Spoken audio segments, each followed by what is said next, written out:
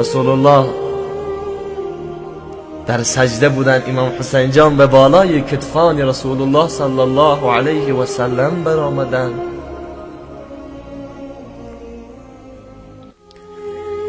رسول الله آهسته خیستند تا نیفتند جگرگوشهشان، سلام دادند و گفت ای جانی بابا چی کار میکنی؟ گفت بابا جان. رسول الله صلی الله علیه و سلم فرمودند جانی بابا. گفت مرا عصبت بکنی و چخیلی که ما کودکای در بالامون بر میکنیم بعد در زمین چرخ میزنیم.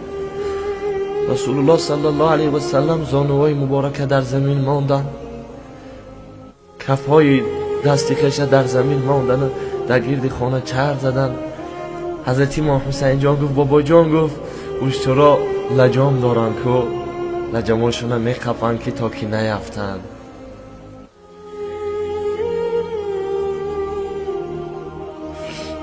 این فقط رسول الله صلی الله علیه و سلم من بیان میکنم. امام حسین جان میگه همه در بیرون اسب میتازن، اشتر میتازن، ما چیزی نداریم. رسول الله صلی الله علیه و سلم میگه جانی بابا ما گریبانی بابا جان طبقه.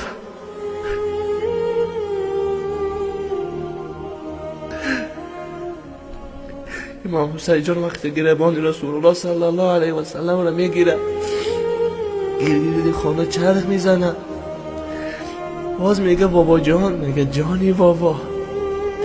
میگه شطورا آواز دارن که عفون عفون میگن که شما شطوری ما آواز نداره. میگه جانم فدای نامش.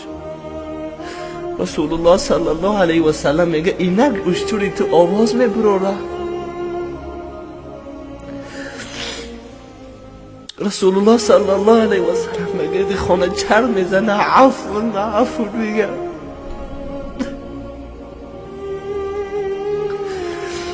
جبرائیل علیه السلام با یک شدتی را فرود میبید. جانم فدای تو یا رسول الله، سکوت بکن.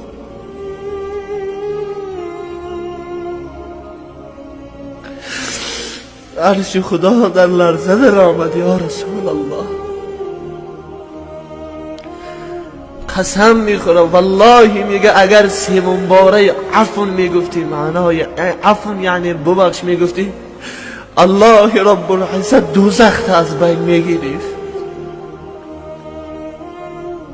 وقتی رسول الله صلی الله علیه و سلم رحمتا للعالمین عفون گفت، حتی جبرائیل فرمودن در یکم بار رحمت خدا چنان جوش زد عرش بلرزد در آمد. ما غیرت بکنیم، نخواد که یک بار کم در روحی بزرگوار صلوات نفرستیم. چه خیلی امتی هستیم، چه خیلی پیروی شخصیت بزرگواریم ما. نمو زمانی را به یاد بیار که رسول الله صلی الله علیه و سلم زدن، از دندان مبارک خون جاری شد. الله گفت جبرائیل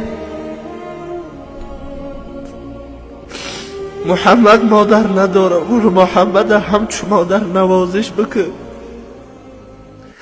حضرت جبرائیل علیه السلام آمدن خونهای لب رسول الله صلی الله علیه و سلم تازه کردن.